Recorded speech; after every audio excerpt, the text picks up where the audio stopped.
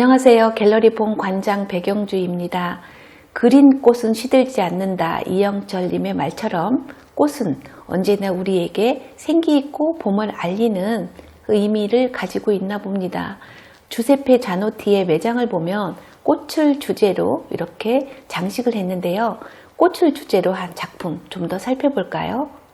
주세페 자노티는 보티첼리의 봄 프리마베라를 오마주해서 만든 작품이 되겠는데요. 프리마, 처음과 베라라고 하는 봄을 가진 프리마베라, 보티첼리의 그림 살펴보도록 하겠습니다. 이 그림은 메디치 가문을 상징하고 있는데요. 혼사 때 선물로 주려고 한 그림이었다라고 알려져 있습니다. 이 그림상에 나타나는 오렌지 나무는 메디치 가문을 상징하고요. 이렇게 그려진 그림은 출산과 번식, 다산의 풍요성을 의미하고 있습니다. 오렌지를 배경으로 그린 이 그림은 9명의 인물이 등장하는데요. 인물을 좀 더 살펴보도록 하겠습니다. 왼쪽부터 살펴볼까요? 제피로스입니다. 제피로스는 바람의 신이죠.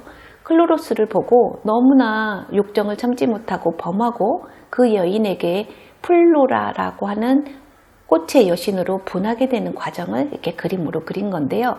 이 플로라는 꽃의 여신으로서 꽃을 뿌리고 있는 장면이 보이시죠? 봄의 여신 플로라가 되겠습니다. 다시 돌아가서 3명의 여신이 보이는데요. 이 여신은 산미신이 되겠습니다. 이 산미신은 순결, 사랑, 아름다움을 뜻하는 여신들인데요. 너무나 아름다운 자세로 춤을 추고 있는 장면이 보입니다. 그 옆으로 돌아가면 헤르메스가 손을 들고 하늘을 가리고 있는데요. 메디치 가문에 한 점의 불행한 사건이 일어나지 않도록 구름마저 정지시키고 있는 장면이다 라고 할 수 있겠습니다. 그래서 헤르메스, 산미신, 플로라 이런 여인들을 배경으로 중앙에 서 있는 여인은 누구일까요? 비너스가 되겠습니다. 비너스를 중앙에 앉히고 뒤에 배경이 구멍을 뚫어서 사람들의 이목을 집중시키는 원근법에 의거해서 그려진 그림이 아주 안전한 자세를 취하고 있는 모습이다 라고 하고 있겠습니다. 그러나 그 위에 비너스가 항시 따라다니는 큐피트가 보이는데요. 큐피트 화살을 누구에게 쏘았을까요? 산미신 여인 중 가운데 여인에게 쏘았는데요. 화살을 맞은 이 여인은 누구를 향해 있나요? 헤르메스를 향하고 있습니다. 춤에 열중하지 않고 화살을 맞은 이 여인은 남자에게 눈길을 주고 있는 그림이다 라고 할 수 있겠습니다.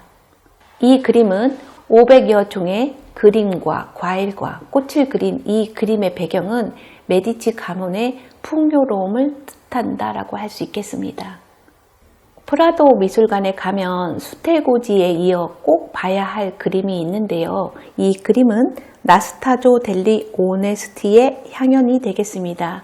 이 그림은 총 4편 중 프라도 미술관에 3편이 있는데요. 이 그림의 내용을 좀 더 살펴보도록 하겠습니다. 이 그림은 보카치오 데카메론에 나온 내용을 그림으로 그려진 이야기인데요. 오네스티의 가문 상속자 나스타조는 신분이 높은 가문의 딸 파울라를 사랑했지만 그녀는 냉정하게 거절했고 나스타조의 상심은 극에 달했습니다. 이 그림은 청혼을 거절한 여인이 죄를 받는 과정을 그림으로 그린 건데요. 여성의 장기를 떼어내어 개에게 주는 장면이 되겠습니다. 첫 번째 그림은 장기를 떼어 죄를 받는 과정이고요. 두 번째는 연애를 베풀고 있는 장면이죠. 세 번째 그림을 보시면 많은 사람들이 초대되어졌을 때 이 장면을 이 파울라에게 보여주는 장면이 되겠습니다. 그러면 파울라는 어떤 선택을 했을까요? 네 번째 그림에서는 결혼식 장면을 보여주고 있는데요. 파울라는 결국 결혼을 선택했을 겁니다. 그런데 이 그림을 살펴보면 오른쪽의 그림들은 모두 우울한 표정을 짓고 있어요. 아마 신부 측 하객이었지 않았을까 싶습니다. 나스타조 델리 오네스티의 향연은 오늘날 우리에게 이렇게 시사하는 바가 크다라고 할 수 있겠습니다. 500여 년 전에 그려졌던 보티첼리의 그림은 오늘날 우리에게도 많은 영감을 주는데요. 유디트라고 하는 주제를 가지고 그린 그림이 되겠습니다. 많은 사람들은 자극적인 소재를 그린 유디트에 대해서 이야기하는데요. 저에게 가장 아름다운 유디트가 누구냐라고 하면 저는 보티첼리를 이야기합니다. 이 그림 너무 아름답지 않나요? 그러나 이 아름다운 그림 속에는 무시무시한 이야기가 숨겨져 있습니다. 이렇게 아름다운 옷을 입고 가는 유디트 뒤에 하녀가 머리에 목을 들고 가고 있습니다. 유디트는 나라를 구한 전사인데요. 이스라엘에 쳐들어온 홀르페르네스의 장군의 목을 베는 여자 이야기입니다. 홀르페르네스는 아름다운 여인 유디트에게 반해서 하룻밤을 지새게 되는데요. 골아 떨어져 있을 때 홀르페르네스의 목을 벤 여자 이야기입니다. 그러므로 이스라엘을 구한 유디트는 전사와 같이 우리에게 보여주고 있습니다. 보티첼리는 꽃을 주제로 많은 그림을 그렸고 가장 아름다움을 그렸다라고 알려져 있는데요. 500여 년이 지난 지금도 주세페 자노티의 매장에 아름다운 꽃에 오마주한 것을 보면 예술가의 영혼은 영원하다라고 할 수 있겠습니다. 오늘은 보티첼리 이야기였습니다.